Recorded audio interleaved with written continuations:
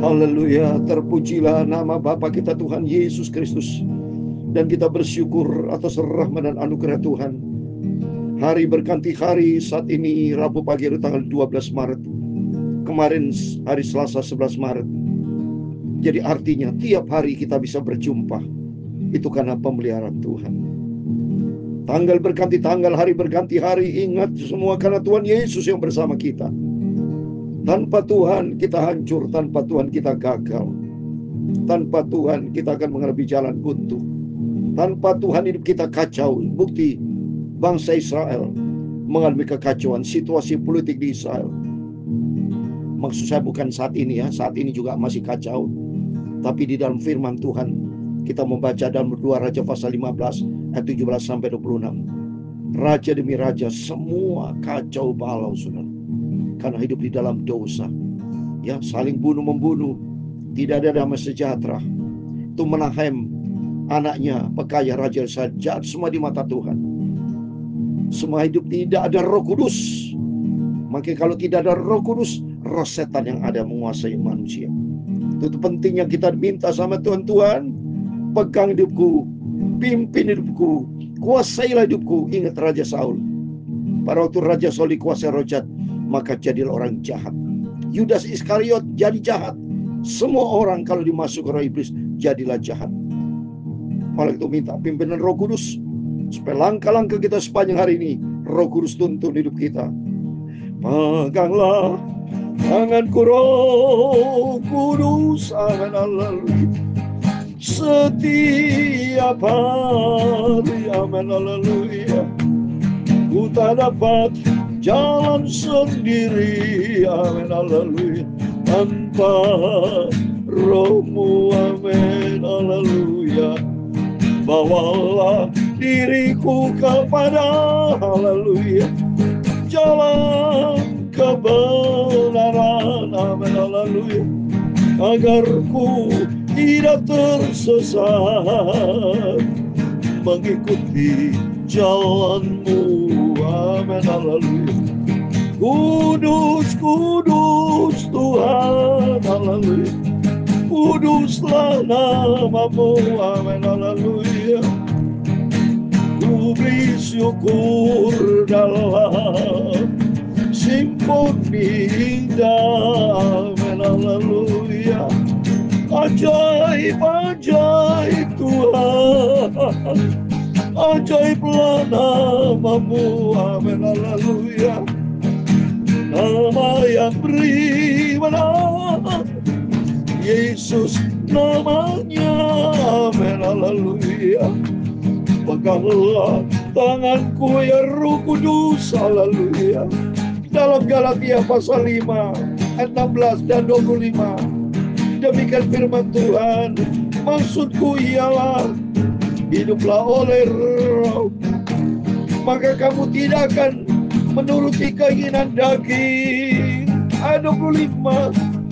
Jikalau kita hidup oleh Roh, baiklah hidup kita juga dipimpin oleh Roh, itu Roh Kudus. Tuntun hidupku, amin, haleluya. Kudus, kudus Tuhan, kuduslah nama-Mu, amin, haleluya. Ku beri syukur dalam simfoni indah, amin, haleluya.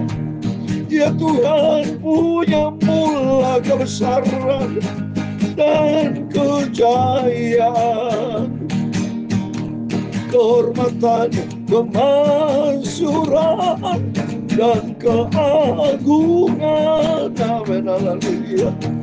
Ya segala-galanya yang ada di langit dan di bumi, ya Tuhan punya mula kerajaan, dan Engkau yang tertinggi itu melebihi segala-galanya sebagai kepala, amin, haleluya.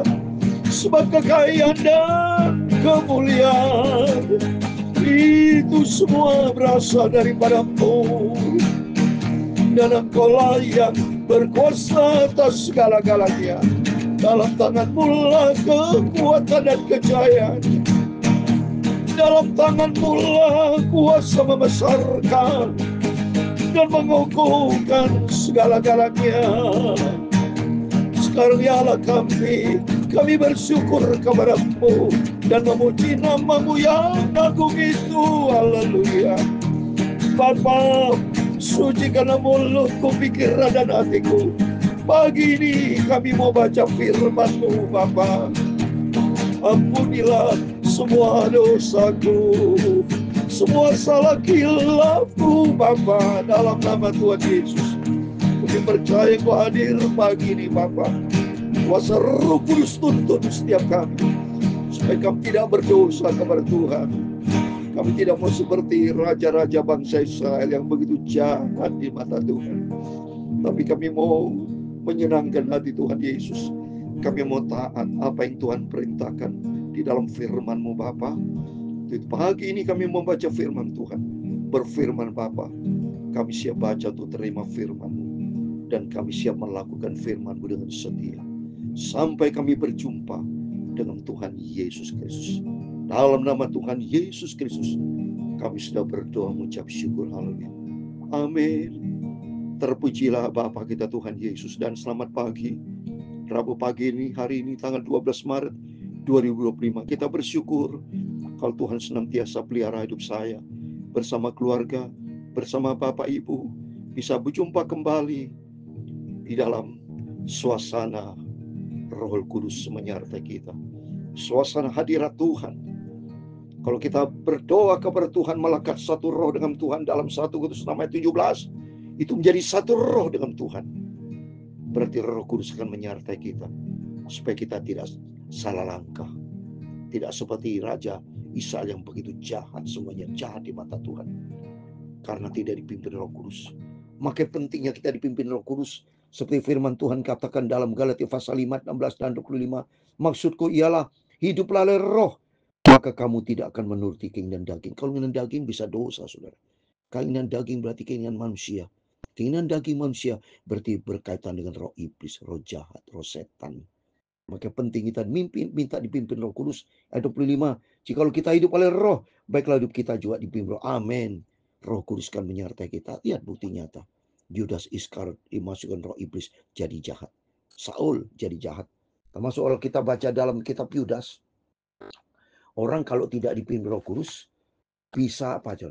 Bisa timbul perselisihan, punya niatnya jahat, macam-macam. Coba semua baca ayat 19. Yudas, surat Yudas pasal pertama 19. Mereka adalah pemecah belah yang dikuasai hanya oleh keinginan-keinginan dunia ini dan yang hidup tanpa Roh Kudusnya ini. Kalau orang tidak ada Roh Kudus, bisa dikuasai roh iblis. Kita mengenal 3 roh. Roh Tuhan, roh kita sendiri, dan roh iblis. Kalau roh manusia tidak ada roh Tuhan, berarti roh manusia ada roh iblis. Artinya gini maksudnya. Roh iblis bisa masuk. Tapi kalau ada roh Tuhan berkuasa dalam diri kita, tidak bisa roh iblis masuk. Ya, nggak berani dia. Gelap sama terang nggak bisa. Ya, kalau kita ada Roh Kudus berarti kita ada terang Tuhan.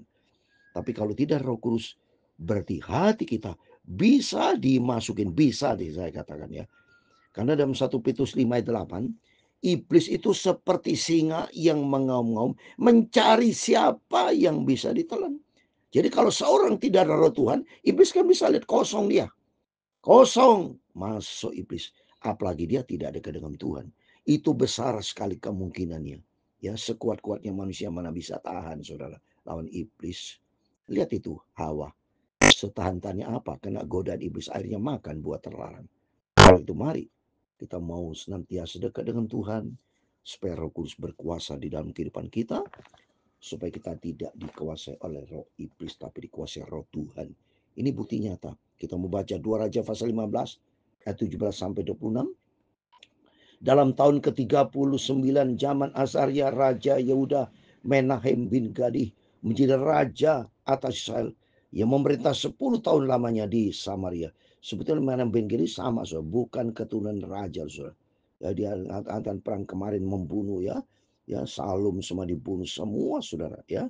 Ya, semua terjadi pembunuhan ya.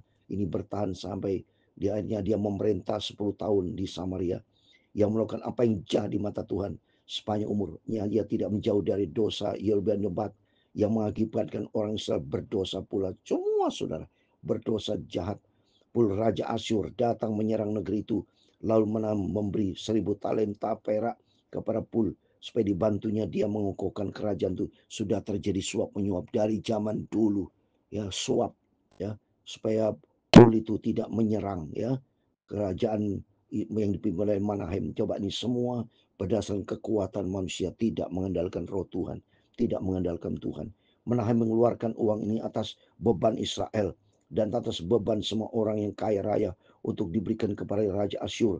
50 sikal perak dari setiap orang. Lalu pulang Raja Asyur dan dia tidak tinggal di sana negeri itu. Selebihnya dari riwayat Menahem dan segala yang dilakukannya, bukankah semua itu tertulis dalam kitab sejarah Raja Israel? Semua tertulis sudah, ya.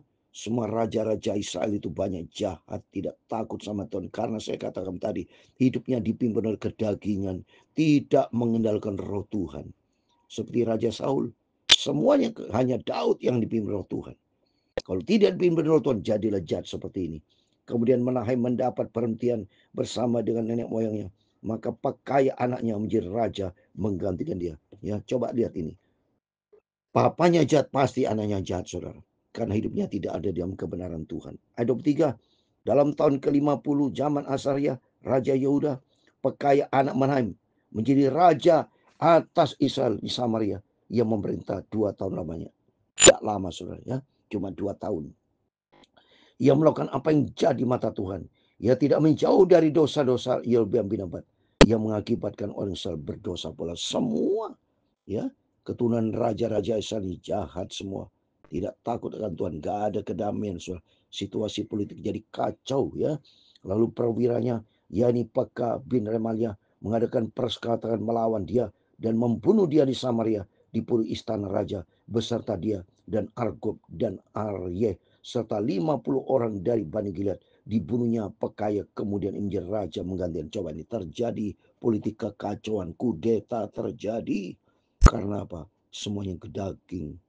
Kalau menggunakan daging, apalagi besok bayangkan di neraka. Saya yakin neraka bisa kacau balas. Ada iblis, sumber kejahatan. Maka pentingnya kita mari Bapak Ibu, ya, kita sungguh-sungguh ikuti kasih karunia Tuhan. Ikuti pimpin Roh Kudus dan hidup dalam firman Tuhan. Ayat 26 yang terakhir. Selebihnya dari riwayat Pekaya dan segala yang dilakukannya sesuai semua yang tertulis dalam kitab sejarah Raja Israel. Nah, jadi tertulis dalam kitab Raja Israel. Semua Raja Israel itu banyak jahat. Saya sudah katakan kemarin. Hidupnya tidak takut akan Tuhan. Hidupnya dipimpin oleh kedagingan, egois, punya hati jahat, ya, iri hati, kejahatan, rencana jahat, semua terjadi, saling bunuh-membunuh. Tidak ada damai sejahtera karena tidak ada Roh Kudus. Maka pentingnya melalui firman Tuhan pada pagi hari ini. Orang bisa dikuasai roh jahat, bisa jahat, kalau hidupnya tidak dipimpin Roh Kudus, tidak ada firman Allah. Maka melalui firman-firman selalu kita dengar. Mari kita mau ubah cara kita. Jangan pernah gunakan kedaging. Ini bukti terjadi banyak kejahatan di saat ini. Situasi perekonomian, orang saling korupsi, saling tipu menipu. Siapa itu? Semua karena apa? Karena mereka ikuti kedagingan, tidak ikuti firman Tuhan. Masuk ke surga itu udah banyak Bapak Ibu. Di dalam Matius 22:14 dikatakan, banyak yang dipanggil, sedikit yang terpilih. Tapi bagi Bapak Ibu saudara semua bersama saya, mari kita mau ambil dalam pilihan Tuhan, supaya kita tinggalkan kedagingan kita, tapi minta pimpinan Roh Kudus, supaya Roh Kudus berkuasa dalam kehidupan kita. Kita dipimpin Roh-Mu ya Tuhan, sehingga Roh Tuhan akan mengajak kita hidup di dalam kebenaran firman Tuhan, sampai suatu hari kelak kita berjumpa dengan Tuhan Yesus. Kerinduan kita berjumpa dengan Yesus, bukan berjumpa dengan setan, saudara, ya.